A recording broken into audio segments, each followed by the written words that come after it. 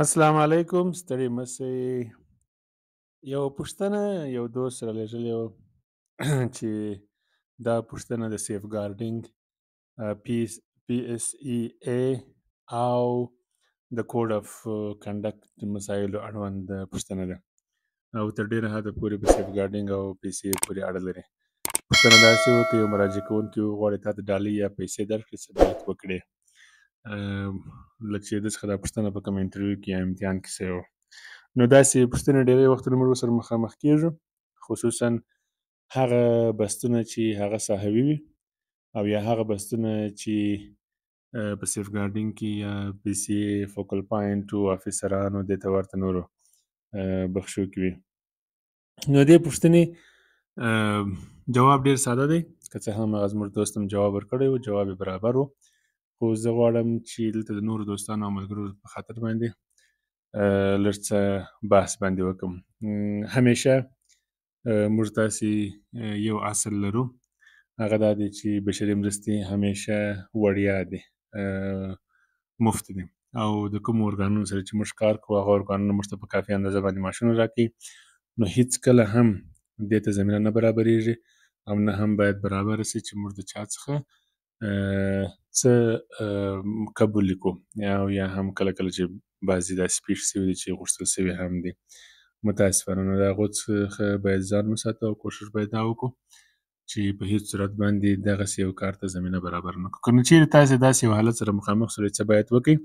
نو ستاسې دپاره پکار ده چې کوښښ وکړئ هغه کس چې تاسې ته ډالۍ درکړي په یو ډېر مسلکي انداز، مؤدبانه انداز د دوی هغه کومه وړاندیز یا تحفه چې ده هغه په اصطلاح باندې ورته رد کړئ او مننه ځینې وکړئ او تر څنګ یې تاسې مکلف یاست چې دوی ته په کافي اندازه باندې معلومات ورکړئ د دفتر په اړه، د دفتر د داخلي اصولو په اړه باندې، او خپل مکلفیتونه، مسؤلیتونه ورته تشریح کړئ او ورته ووایاست چې زموږ د دفتر او ادارې کوم اصول چې دي، کوم اصول چې ما امضا کړي دي او ما دوی سره وعده کړې چې زه به دا اصول د خپل کار په جریان کې رعایتوم. په هغو کې یو اصل دا دی چې موږ هیڅ وخت په هیڅ صورت د خپل بینیفیشري یا مراجعه کوونکي څخه ډالۍ نسو اخیستلی.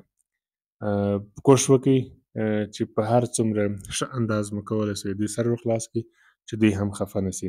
دا په دې خاطر باندې چې زموږ په اکثرو مناطقو کې خلک چې دي ډېر میلمه پاله دي، مهمان نوازه دي او کوم کسان چې ځي هلته کار کوي دوی د هغو د کار څخه خوښي ښیي او په یو ډول نه په یو ډول باندې کوښښ کوي چې د هغوی د دې ښه کار په بدل کې دوی ته یو څه ورکړي. نو بیا چې په خپل کور کې کوم څه لري، هغه که د کورنۍ چرګاډي وي، شیدې وي، مستې وي، کوچ وي، غوړي وي، نور دې ته ورته شیان، نو دوی کوښښ کوي چې په هغه باندې دغه کوم کسان چې ځي هلته کار کوي هغه خوشحاله کړي. اما زموږ داسې وظیفوي مسؤلیتونه دا دی چې په هیڅ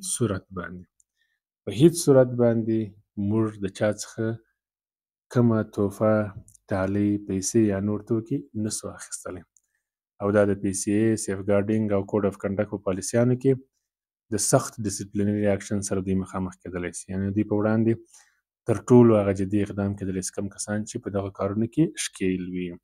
نو اول کار به دا کوئ چې په خورا مؤدبانه انداز د دوی تحفه ور ردوئ او دوی ته په کافي اندازه باندې معلومات ورکوئ. د معلومات د ورکولو په لړۍ کې کوښښ وکړئ چې د خپل دفتر کې چې تاسې کوم اصول لرئ چې په څه ډول باندې باید تاسې کار وکړئ، په څه ډول باندې د خلکو سره اړیکې وساتئ، وپالئ او کم چلندونه باید خپل کړئ، د دغو په اړه باندې د کافي معلومات ورکړئ. بشري اصولو په اړه باندې معلومات ورته ورکړئ، دا ډېر زیات مهم دی. د دغو معلوماتو په ورکولو سره کېدای سي چې هغه سړی ستاسې سره قناعت وکړي، خفه هم نه سي او په آینده کې به ستاسې هغه اړیکه، رابطه هم ډېره ښه او بهتره وي.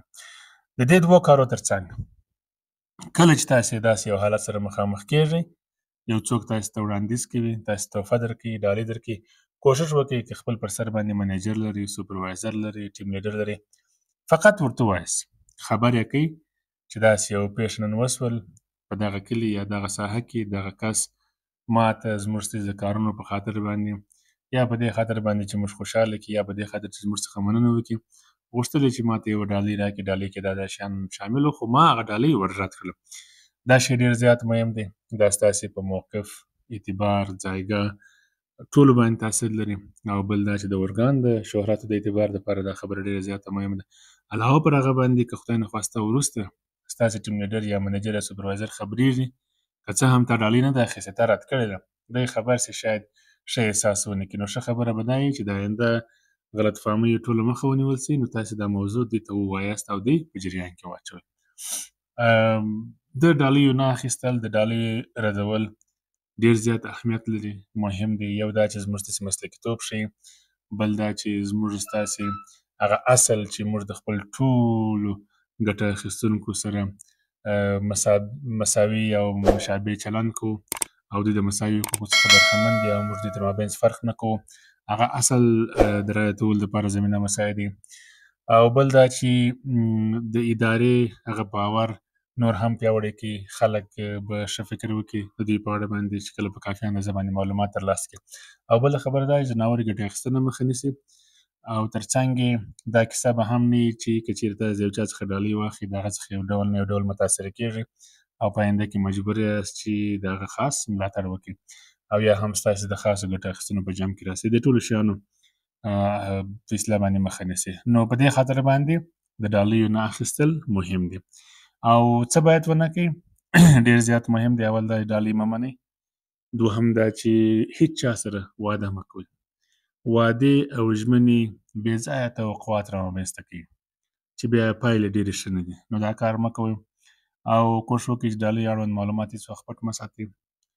او بل شی چې ډېر زیات مهم دی هغه دا دی چې کله کله بعضې وختونه دا زموږ د مختلفو مناطقو خلک په زړه باندې صفا، پاک او ډېر ښه خلک دي. نو هغوی چې کله ډالۍ درکوي، تاسې هغوی ته د یو ریشخند یا تمسخر په سترګه باندې مه ورته ګورئ او مه هم داسې یو احساس دوی ته ورکوئ، بلکې احترام یې وکړئ او په پوره احترام سره د خپل کار او اصولو په اړه باندې دوی ته معلومات ورکړي. نو ډېره زیاته مننه. نو چې کله په انټرویو یا امتحان کې دغسې سوال سره مخامخ کېږئ، دغه جواب دی. ښې چارې الله مل